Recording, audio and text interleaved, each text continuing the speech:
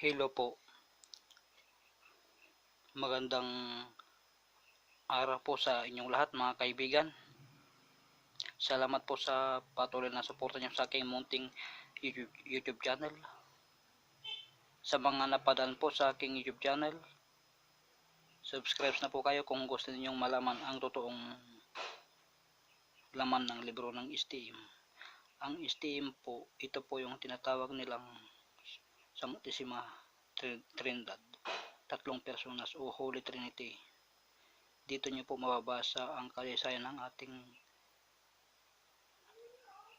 mundo o langit.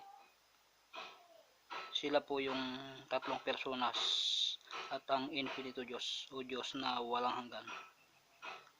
Mababasa nyo po dito yung kanilang kumbate spiritual mula simula hanggang sa pagtatapos ng kanilang labanan, hanggang sa sila ay magkasundo at umakyat sa ikapitong susun ng langit.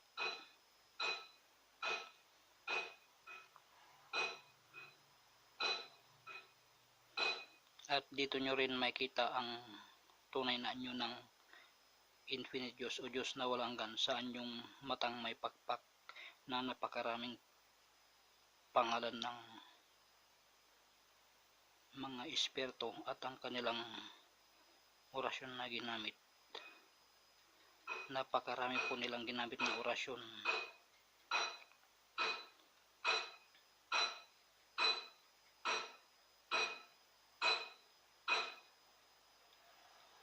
At dito nyo rin makikita yung kaunahang hinilikha ng Diyos na mga engkantong may pakpak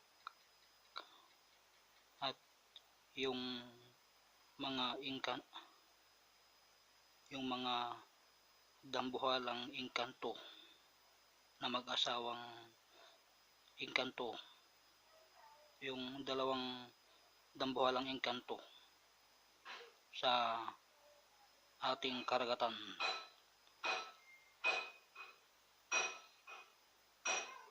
Sa ating karagatan po may nagbabantay po dyan na mag-asawang engkanto, yung kauna-unahang nilikha ng Diyos.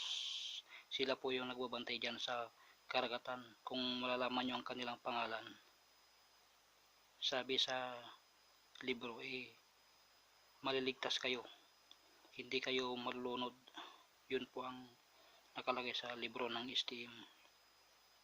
Ang STM po ay isa sa pinakamalakas na libro sa larangan ng espiritual, dahil mababasa nyo rin dito yung paano binigyan ng liwanag o sinag ang ating haring araw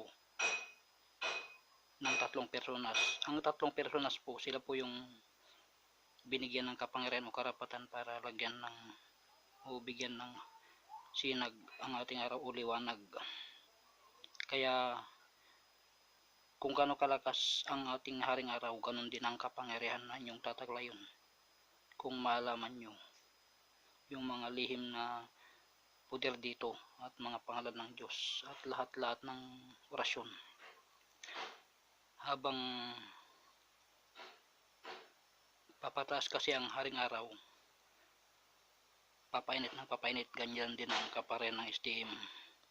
Papalakas o papalakas ang kanyang kapangyarihan, kaya napakalakas ng STM.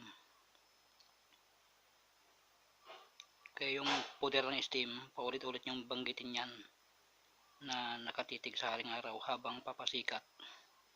Diyan po nanggagaling ang kapangyarihan ng STM.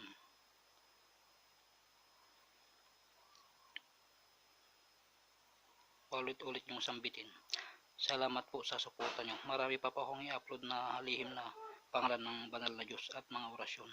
Napakarami ko na pong na-upload. Salamat po sa suporta nyo mga kaibigan.